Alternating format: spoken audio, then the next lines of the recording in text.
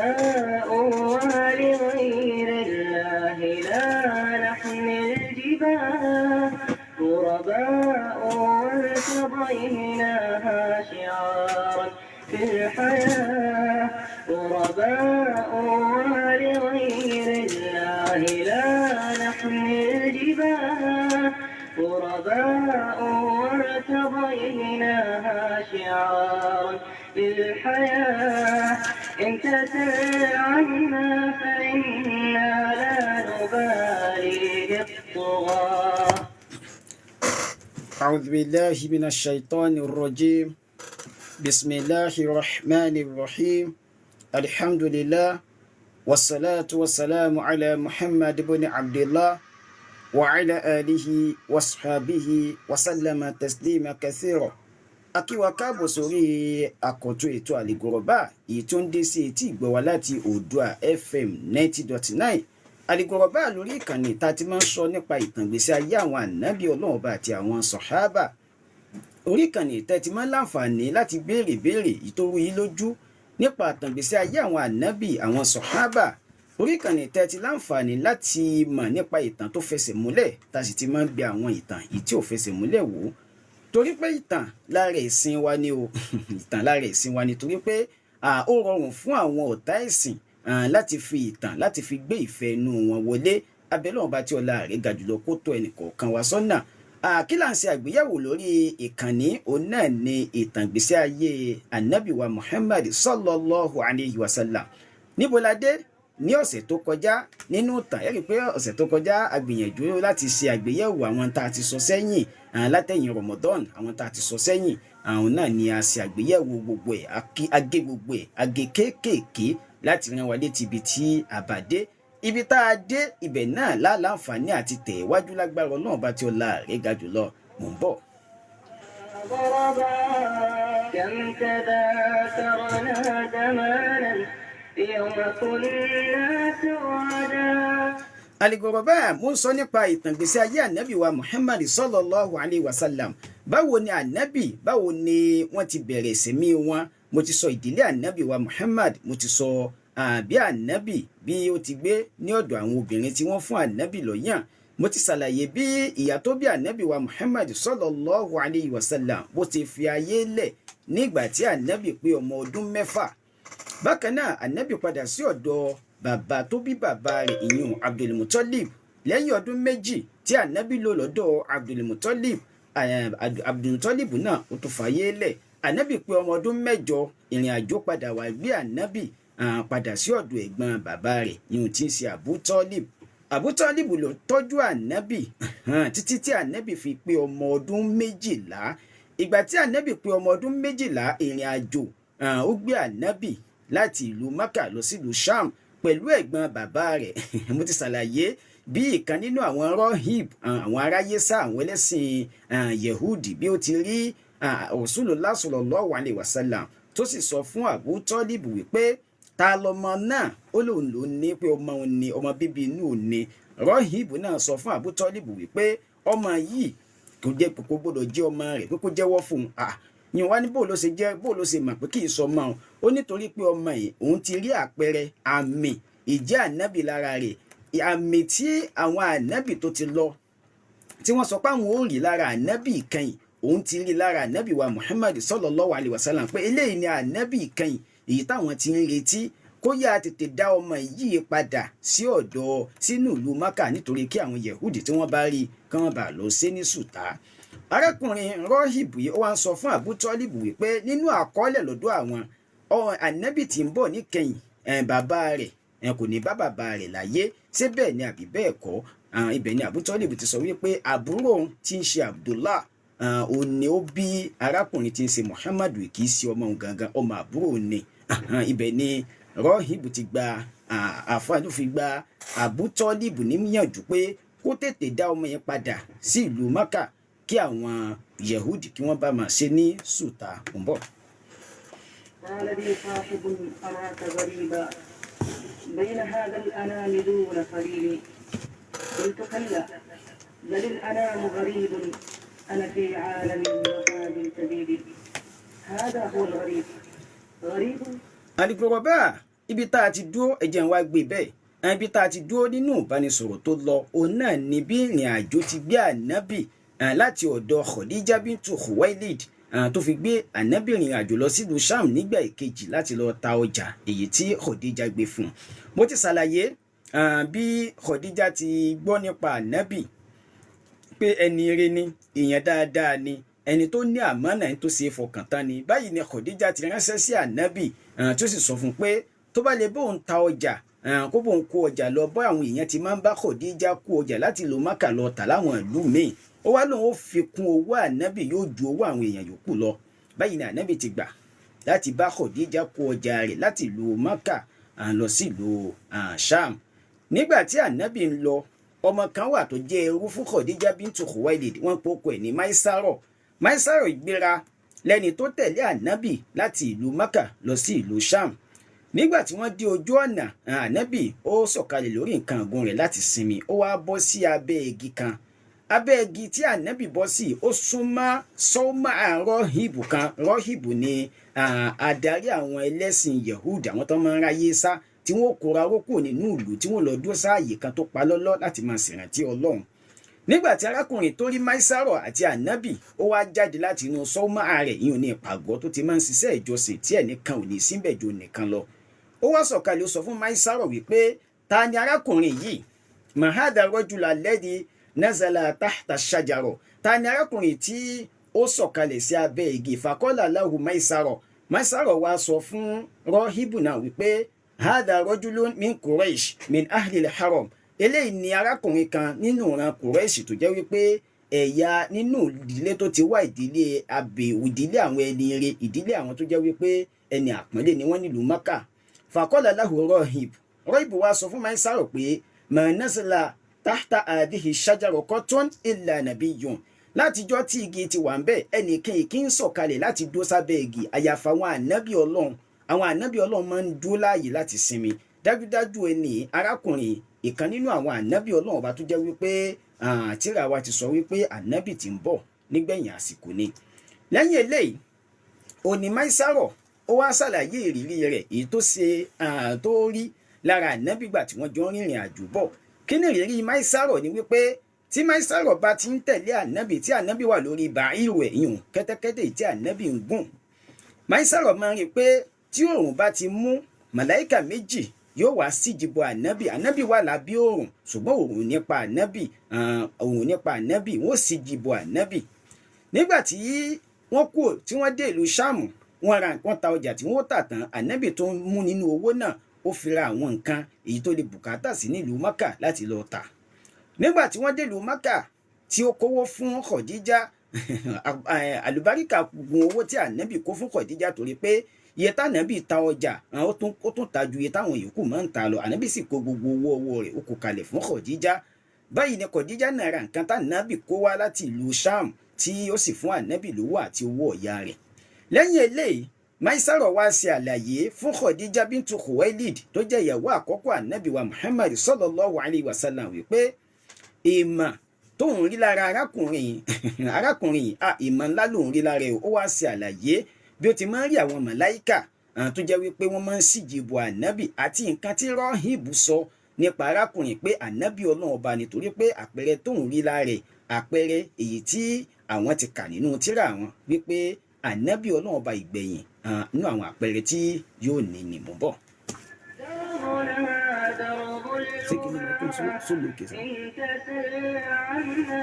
Ó ń ṣiṣẹ́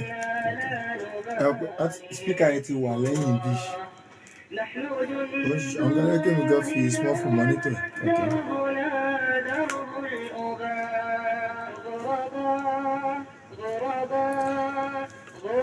Al-Ghuraba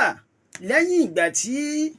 ìròyìn ti dé etí gbọ́ Khadija àtàwọn nǹkan tó náà fura sí lára arákùnrin bẹ́ẹ̀ sì ní Khadija mo ṣàlàyé pé ó ti fi ọkọ tẹ́lẹ̀ ọkọ méjì ní Khadija bintu Khuwailid ti fẹ́ tí àwọn ọkùnrin náà fàyè lẹ̀. Àwọn ọkùnrin yìí fi dúkìá tabua lẹ̀ fún Khadija ló fi jẹ́ pé nínú obìnrin nílùú Mákàngbà náà lọ́hùn kò sóbìnrin kan tó lówó tó Khadija bẹ́ẹ̀ kò sí ẹnìkan tó ní ọrọ̀ débi pé àwọn èèyàn oníranran èèyàn ní máa ń bá kó ọjà láti ìlú Mákà lọ sí oríṣiríṣi ìlú bíi Khadija lówó gan ó sì jáde láti ìran tó gbajúmọ̀ bẹ́ẹ̀ ni gbogbo àwọn bọ̀rọ̀kìnní nílùú Mákà ni wọ́n ń ṣe ojú kòkòrò láti fẹ́ Khadija bintu Khuwailid ṣùgbọ́n Khadija kọ̀ kò ṣetán láti fẹ́ ẹnìkankan. ṣùgbọ́n ìròyìn tó gbọ́ nípa ànábì wa Muhammad sallallahu alayhi wa sallam ó ti wu Khadija kí ó jẹ́ wípé ànábì yóò jẹ́ ọkọ fún un. báyìí ni Khadija ṣe lọ sí ọ̀dọ̀ ànábì sallallahu alayhi wa sallam. àwọn apá kan náà àwọn onítàn wọ́n ní Khadija rán ìkan nínú ọ̀rẹ́ rẹ̀ tí wọ́n pè ní Nàfísà òun ni ànábì rán kó lọ bá a sọ̀rọ̀. ṣùgbọ́n nínú tírà àfáà wa Ibn Kathir al-Bidaya wa Nihaya àwọn sọ wípé Khadija bintu Khuwailid ó lọ bá ànábì sallallahu alayhi wa sallam. ó lọ bá ànábì wa sọ pé yabnu ammi ìrẹ́ ọmọ ẹ̀gbọ́n mi inni qad rogibtu fika mo ti ń jẹ́ ẹ̀ràn rẹ̀ mo nífẹ̀ẹ́ rẹ̀ so mo nífẹ̀ẹ́ rẹ̀ mo fẹ́ kí mi àti ẹ kó jẹ́ wípé kó di ọkọ mi. nígbà tó sọ báyìí fún ànábì sallallahu alayhi wa sallam ànábì wa sọ fún àwọn ẹ̀gbọ́n bàbá rẹ̀.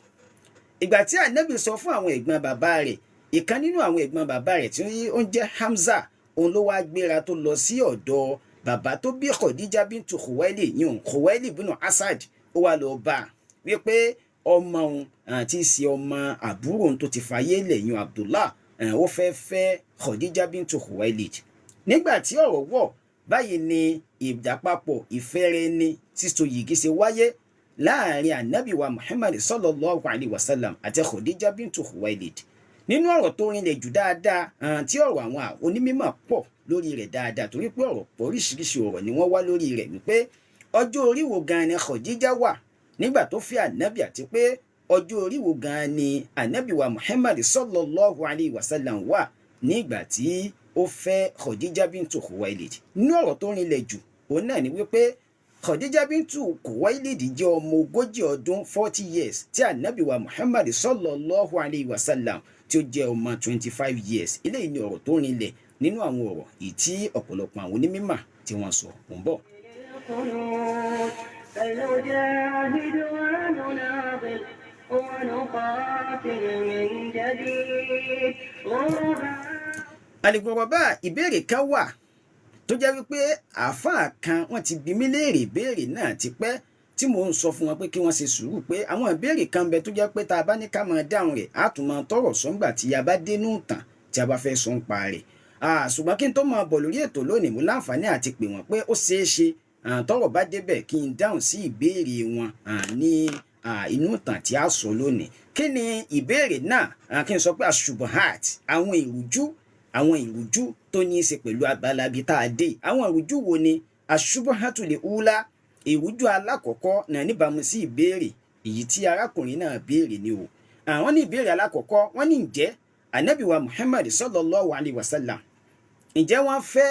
obìnrin míì lé Khadija bintu Khuwailid. ǹjẹ́ ànábì fẹ́ obìnrin míì lé Khadija bintu Khuwailid. ìbéèrè ẹlẹ́ẹ̀kejì tó jẹ́ ṣubú ẹlẹ́ẹ̀kejì tí ń padà yanjú òun náà ni wípé ẹ̀jẹ̀ ń dáhùn alákọ̀ọ́kọ́ náà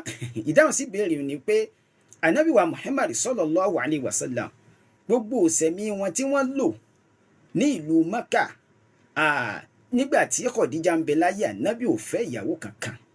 gbogbo ìṣẹ̀mí tánàbí lò ń lu Mákà nígbà tí Khadija ń bẹ láyé ànábì ò fẹ́ lòmíì lé Khadija bintu Khuwailid. tá bá sì wo àsìkò tí ànábì àti Khadija bintu Khuwailid lò gẹ́gẹ́ bí tọkọtìyàwó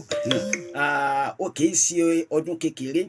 torí pé ànábì a ní wọ́n bẹ̀rẹ̀ wọ́n fẹ́ Khadija bintu Khuwailid ní ọmọ 25 years. ànábì sì bẹ̀rẹ̀ dáwà ìjẹ́ ànábì ní ọmọ 40 ọdún tá a bá yọ ọdún 15 ti yọ lẹ̀ gbáko báwọn 15 years. lẹ́yìn ọ̀rẹ́yìn ànábì àti Khadija nígbà tó di ànábì tán wọ́n padà lo ọdún 10 gbáko. ìyẹn ni pé 25 years ni Khadija àti ànábì sallallahu alayhi wa sallam ni wọ́n fi wà papọ̀ gẹ́gẹ́ bí tọkọtìyàwó. ẹ kọ́lẹ̀ o torí pé ìbéèrè ó padà wá nígbà tó bá di ìgbà tí a máa ń béèrè ìbéèrè. ọmọ ọdún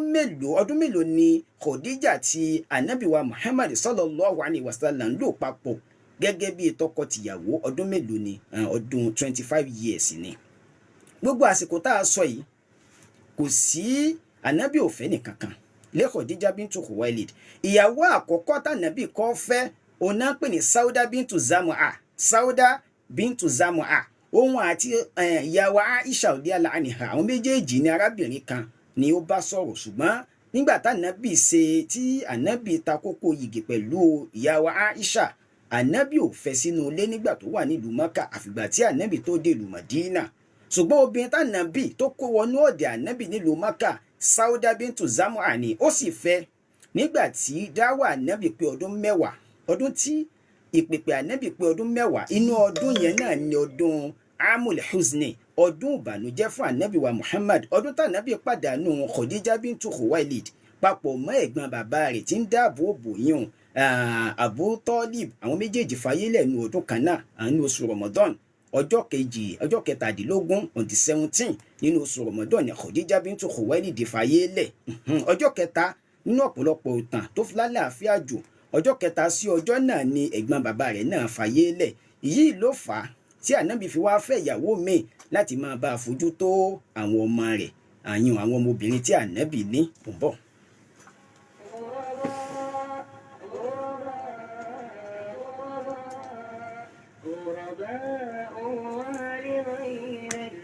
àdìgbò bàbá kí n tó lọ sí ìbéèrè ẹlẹ́ẹ̀kejì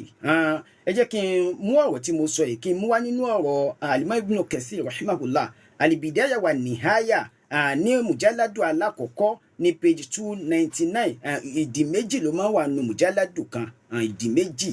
júzù méjì ní júzù alákọ̀ọ́kọ́ ó níye pages tó wà ń bẹ̀ júzù ẹlẹ́ẹ̀kejì nínú mùjáládù alákọ̀ọ́kọ́ ibẹ̀ ni a ti lọ rí ní page 299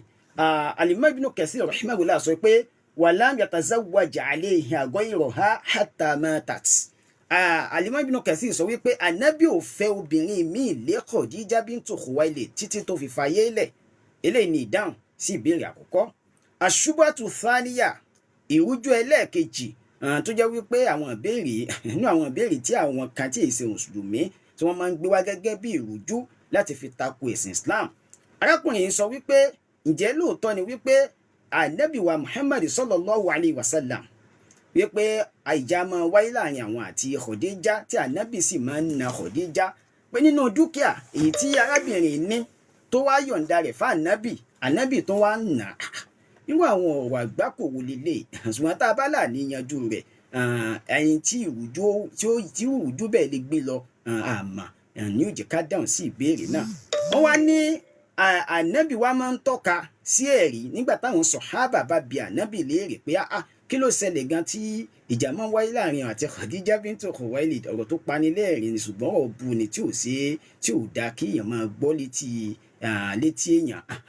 wọ́n ló wá máa ń mú ẹ̀rí kan wá nu Suratu Nisa àyà 34 Suratu Nisa àyà 34 Ọlọ́run bá sọ pé wallati takhafuna nushuzahunna fa'idhuhunna wajruhunna fil madaji' wadribuhunna. Ọlọ́run bá Ta'ala ní àwọn obìnrin tó bá jẹ́ sí wípé wọ́n jẹ́ aṣa obìnrin tí wọn ò ṣetán àti máa gbọ́rọ̀ sí yín lẹ́nu tí wọn ò ṣetán àti gbọ́rọ̀ sí yín lẹ́nu Ọlọ́run ní fa'idhuhunna ẹ ṣe wáàsí fún wọn ẹ bá wọn sọ̀rọ̀ ẹ pè wọ́n ní pípè tán lè gbọ́ ẹ bá wọn sọ̀rọ̀ pẹ̀lú ọmọlúàbí ẹ kì wọ́n lórí kìtàn lè gbọ́ ẹ wá bẹ̀ wọ́n ẹ tù wọ́n ẹ ṣe wáàsí fún wọn ẹ rán wọn létí pé ayé yìí bó ti wù kó dùn tó wọ́n padà fílẹ̀ wọ́n sì ṣèṣe rosẹ́ gbogbo tán bá ṣe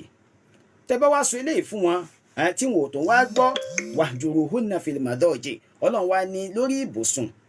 ẹ kọ orun fún wọn lórí ibùsùn ẹ má bá wọn ṣe tán bá wà nù ilé tán bá dà sí yín èsì bí ẹni tí ò gbá tiwọn bọ́tẹ́ bá ti bọ́ ta àìkí ń báyàwó ẹ ní ìjà níta tá bá ti bọ́ ta àjọ máa ṣe bí ìgbà pé kò tiẹ̀ sí nǹkan kan láàrin wa ààrẹ ẹ̀kọ́ tí Islam kọ́ wa nù a máa ń bóbi ẹ̀ ní ìjà sínú ilé ni torí pé àwọn tí ó bá padà dá sí ń ta nǹkan méjì ní oníyàwó rẹ̀ ò ṣe yóò padà di bíi mẹ́wàá yóò di bíi 5 torí pé àwọn agbọ̀rọ̀ dùn kàn jẹ́ pé wọ́n lọ sí kíni wọ́n tún fún láwọn ẹ̀kọ́ míì tó yàtọ̀ sí tí wọ́n fẹ́ Ọlọ́run wá ní wadribuhunna Ọlọ́run wá tí wọ́n bá wá gbọ́n tó tẹ̀lé ẹ wá mú etí aṣọ yín ẹ mú wọn ní nínà tí ò ní ṣe kíni tí ò ní dàgbà sí wọn lára ẹ wá bá wọn jà so eléyìí ni wọ́n á fi wá sí ẹ̀rí wípé ànábì wa Muhammad sallallahu alayhi wa sallam a máa fi ẹ̀rí hàn àwọn sọ̀hábà ìrújú lélẹ́yìí nítorí wípé Khadija bintu Khuwailid tó jẹ́ ìyàwó ànábì fẹ́ nílùú Mákà ànábì sì kúrò nílùú Mákà lẹ́yìn ìgbà tí dáwà ànábì pé ọdún 13 ìyẹn ò ní pé Khadija ti kú lẹ́yìn ọdún 3 tí Khadija ti kú lànábì lu ọdún 3 míì nílùú Mákà síwájú kó tó di wípé ànábì lọ sí ìlú Madina àyà tí a sì sọ yìí gbogbo súrátù nìsà àwọn olùmọ̀ wọ́n ní gbogbo súrátù nìsà pátápátá màdàníyà ni ìlú Madina gbogbo súrátù nìsà ti sọ̀kalẹ̀. àrínú àwọn apá kan nù àwọn olùmọ̀ tí wọ́n sọ wípé súrátù nìsà àyà kan péré ń bẹ ló já sí pé ìlú Mákà ló ti sọ̀kalẹ̀ nígbà tí ànábì ṣe fatihu tànábì ṣe ìrìn àjò láti Mákà lọ sí ìlú Madina tó jẹ́ fatihu Mákà wọ́n níjọ́ náà ni àyà náà sọ̀kalẹ̀. tó bá jẹ́ pé bẹ́ẹ̀ ni àyà yẹn sọ̀kalẹ̀ níjọ́ náà lọ́hùn bẹ́ẹ̀ náà lọ́dọ̀ àwọn àfọ onímọ̀ tafsirul Qur'an ní tí wọ́n sọ ni pé gbogbo àyà tó bá ti sọ̀kalẹ̀ lẹ́yìn ìrìn àjò ànábì láti Mákà lọ sí ìlú Madina kódà kò jẹ́ wípé ìlú Mákà lànábì wà tí àyà yẹn padà ti sọ̀kalẹ̀ ṣùgbọ́n ó jẹ́ lẹ́yìn ìrìn àjò ànábì sí ìlú Madina màdàníyà náà láàmú pé àní pè ní màkíyà. kí mo á lọ tí mo fi lọ síbi eléyìí ni pé gbogbo àyà súrátù nìsà àyà tá a kà í súrátù nìsà ni ní àyà súrátù nìsà àyà 34 mo láti rí àyà yẹn níbẹ̀. so àwa sọ pé gbogbo súrà yìí màdàníyà ní ìlú Madina ló ti sọ̀kalẹ̀. ànábì sì ní ìyàwó rẹ̀ kú nílùú Mákà. ẹ dákun àyà tó sọ̀kalẹ̀ lẹ́yìn tànàbí tí ìyàwó rẹ̀ ti kú tànàbí ti wà nílùú Madina báwo lànàbí ó ṣe wá máa fi ṣe ẹ̀rí fún àwọn tí ń bẹ nílùú Mákà ńgbà náà lọ́hùn péjì tó ń fi ṣe nǹkan náà ni sẹ́rí pé àṣìṣọ ọ̀rọ̀ ni àwọn mú ẹ̀rí níbi tí òye kan ti mú Ọlọ́run sì jẹ́ kí ó sísọ lójú irọ́ yìí tí wọ́n pa mò ń bọ̀.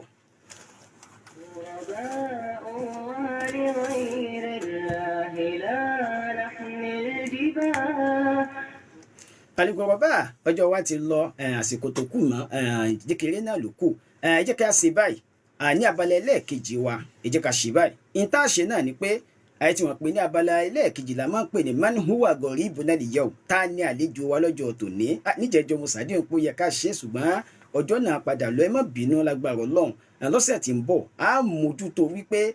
man huwa goribun al-yawm bá a ti máa ń ṣe ń sọ ìtàn sọ̀hábíyù kan ìní dárúkọ rẹ̀ ń wà fún wa níyọ̀ǹda ká ṣe kíni ká fi ìdáhùn wa ránṣẹ́ ta ni sọ̀hábíyù tá a sọ nípa àtàgbèsè ayé rẹ̀. ṣùgbọ́n lónìí ẹ jẹ́ ká ṣe báyìí máa fi ìbéèrè mẹ́ta síta ìbéèrè mẹ́ta ń fi síta a wà fi ìdáhùn sí ìbéèrè náà a fi ránṣẹ́ orúkọ wa ìlú tá a ti fi ìdáhùn náà ránṣẹ́ àti ẹ̀rọ ìbánisọ̀rọ̀ wa a fi síbẹ̀ torí àwa tí ó yẹ pé orí íńtánẹ́ẹ̀tì láti láǹfààní àti máa wò wá gẹ́gẹ́ bá a ti ń sọ̀rọ̀ ní orí TikTok àwọn èèyàn wò wá àwọn tó bá wà ń bẹ́ẹ̀ náà yóò lè láǹfààní láti jẹ̀bùn nọ́mbà náà láṣẹ́ǹd recharge card sí fẹ́yìn tó bá láǹfààní àti gba ìdáhùn sí ìbéèrè náà lágbára Ọlọ́run bá tí ọlá rẹ̀ ga jùlọ mò ń bọ̀.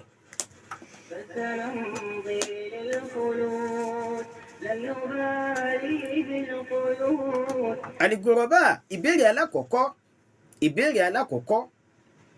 kí ló ṣẹlẹ̀